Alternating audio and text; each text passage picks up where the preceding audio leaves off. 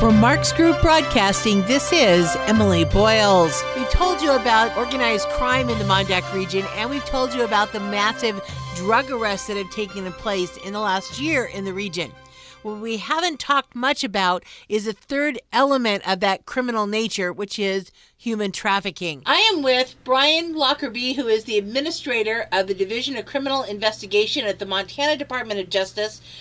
Bryan, we've had lots of cases coming through the courts in the last year or so, primarily dealing with drugs, but also beginning to touch in the region with prostitution and affiliated human trafficking. So I want to kind of start there, and let's talk about what exactly is human trafficking from a law enforcement perspective, and what do people need to know about this industry that's popping up?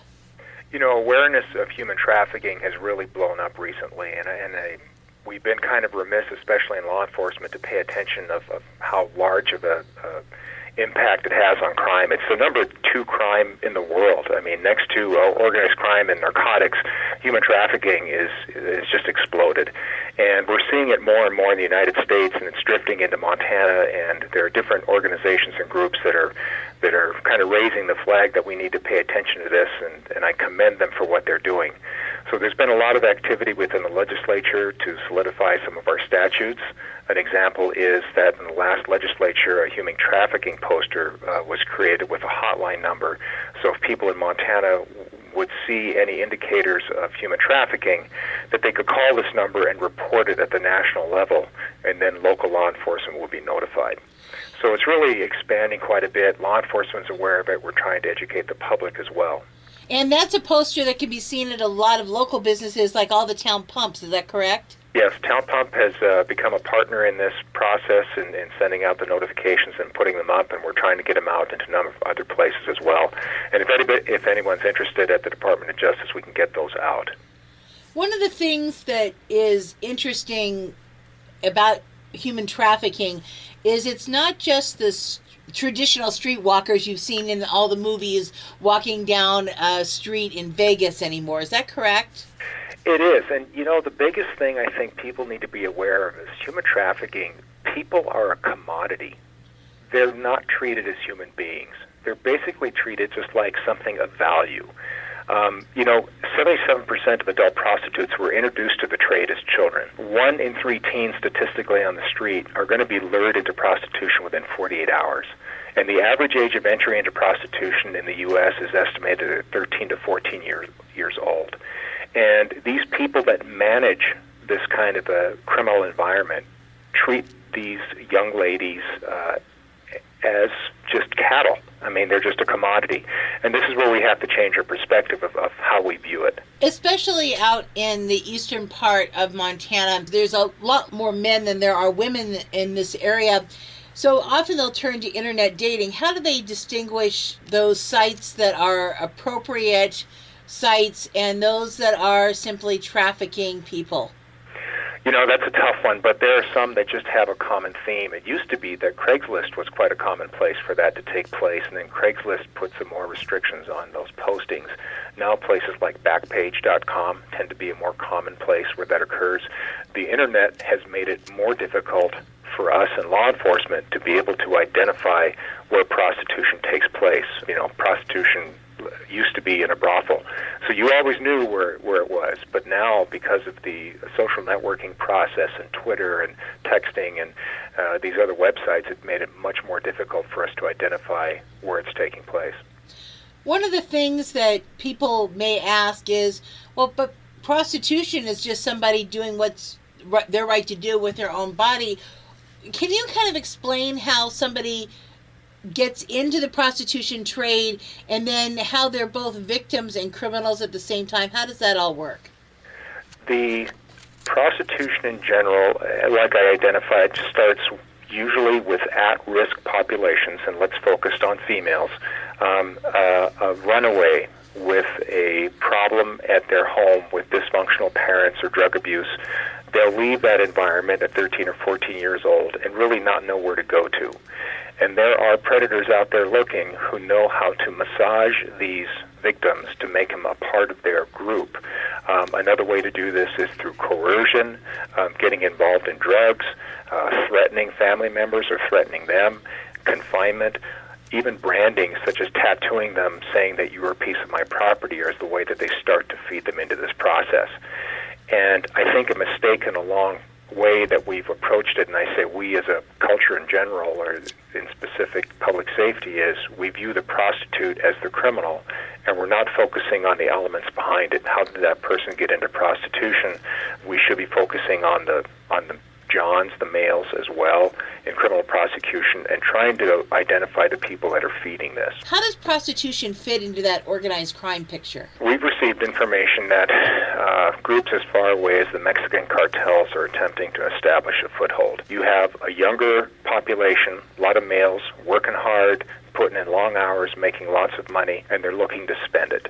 So anybody who can find a market, whether it's a legitimate market or whether it's a black market, is going to try to establish some kind of a foothold. With crime, for example, narcotics, other things are going to come with it. And that can be prostitution. That can be human trafficking. There's lots of good people in eastern Montana, and we don't want to paint the picture that everybody is involved in the criminal element, but there's a group always trying to get some kind of a foothold. And prostitutes can also be used for smuggling drugs. Usually prostitutes don't stay in one place for too long, and as they move and migrate, you can use them also to help you with other parts of crime. You think of a prostitute like you see on television walking down a street in Vegas, but it's my understanding that we're also seeing them in restaurants, department stores, those kinds of places. Let's talk about some of the non-traditional settings where you're seeing this kind of activity now, and what should businesses look for? You're right, because there used to be the stereotypical look of what you think a prostitute looks like, but now it's become so expansive it's very difficult. Motels, massage parlors,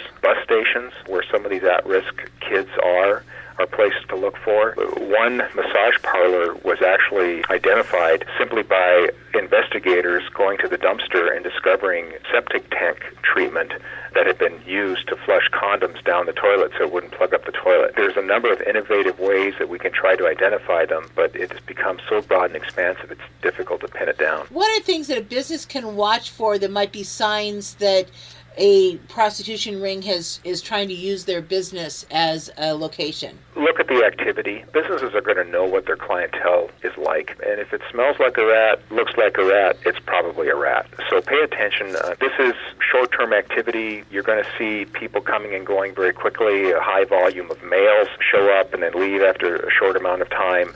That's going to be some of the indicators as far as something a little suspicious or out of the norm. Business such as a bar might say, well, gee, everyone that's coming in is buying a drink. I'm good. What are businesses opening themselves up to when they allow that kind of activity on their premises? Well, first of all, there's an increased risk of crime activity that's going to take place that's going to be secondary that occurs with it. But also, if they're aware of it, they can be charged. I mean, perhaps as a public nuisance. They could be shut down. They could lose their license. There's a lot of risk that goes with it. Those are things to be aware of. And if a business spots some of the kind of activity we've talked about, what can they do to deter that kind of activity on their property? Call the police. That's the simple term that I can give. You know, some areas have gotten very creative in how they've dealt with some of the issues. San Bernardino out in California went so far as to issue restraining orders against prostitutes that were hitting a certain area, and businesses potentially are within their right to do something like that as well. What should businesses do or not do if they catch customers in the act of solicitation, or they believe their premises are being used by prostitutes for servicing customers, say in the restrooms?